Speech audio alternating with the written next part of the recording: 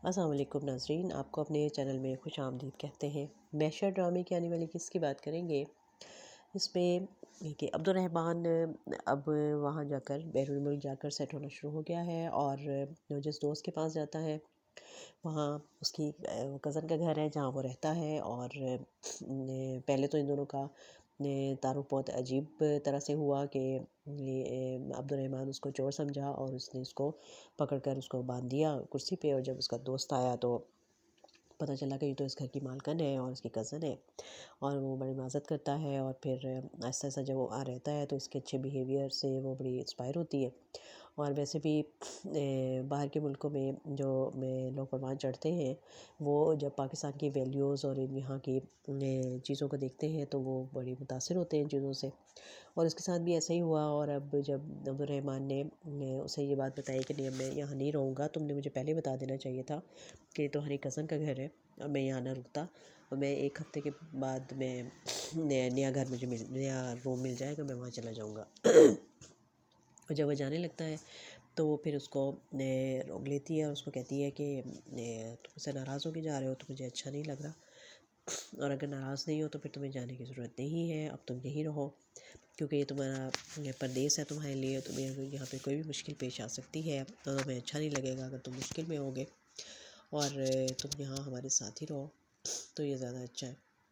और फिर वो घुमाते फिराते भी हैं उसको, और अब उसके लिए वो अच्छे अच्छे खाने भी बना कर उसको दे रही है और उनकी दोनों की आहिस्ता आहिस्ता दोस्ती होती चली जा रही है।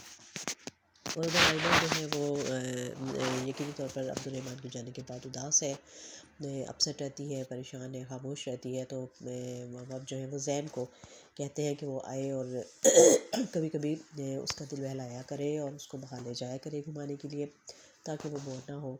और जैन हमेशा की तरह बचपन की दोस्ती निभा रहा है और उसका बहुत ख्याल रखता है। लेकिन उसकी जो दोस्त है फ़ौज़िया परवीन, वो हमेशा की तरह अभी भी लगी हुई है, किसी न किसी बात पे उसका ज़हन जो है ख़राब करना चाहती है। और अब वो जैन के ख़िलाफ़ उसके दिल में भर रही है जहर, और उसके ख़िलाफ़ उसको कर रही है कि देखो यकीनन ये बर्दाश्त नहीं कर पा रहा था तुम्हारा और अब्दुर्रहमान का रिश्ता, तो देखो ज़रा उसकी बद्दुआएं तुम्हारे आगे आ गई और अब्दुर्रहमान तुम्हें छोड़ के यहाँ से चला गया है। और आयमा जो है वो सबके सामने तो बड़ा भरम रखती है और कहती है कि नहीं, मुझे अब्दुर्रहमान पर पूरा यकीन है और वापस आएगा। और लेकिन जब वो अकेली होती है तो वो बहुत मिस करती है उसको, और अब्दुर्रहमान से उसका कोई ज़्यादा रब्ता भी नहीं है। और यकीनन अब्दुर्रहमान जो है वो अभी वहाँ पर जाकर अपने सेट होने में लगा हुआ है और पीछे वालों से कोई इतना उससे खास रब्ता भी नहीं कर पा रहा है। तो इसलिए ये चीज़ें आयमा को बड़ी परेशान कर रही हैं।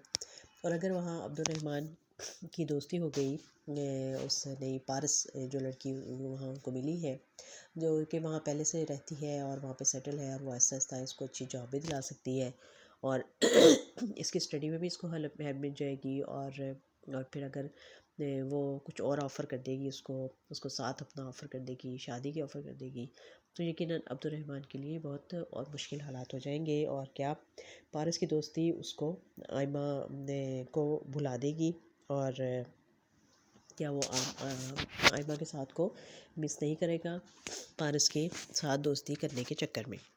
तो अब देखते हैं कि ये सारे सिलसिले जो हैं वो किस तरह से चलते हैं, और आयमा की मोहब्बत पर अब्दुर्रहमान को वापस आने पर मजबूर करती है, या वहाँ की रंगीनियों में वो खोकर रह जाएगा। देखते रहिए ये ड्रामा मैशर।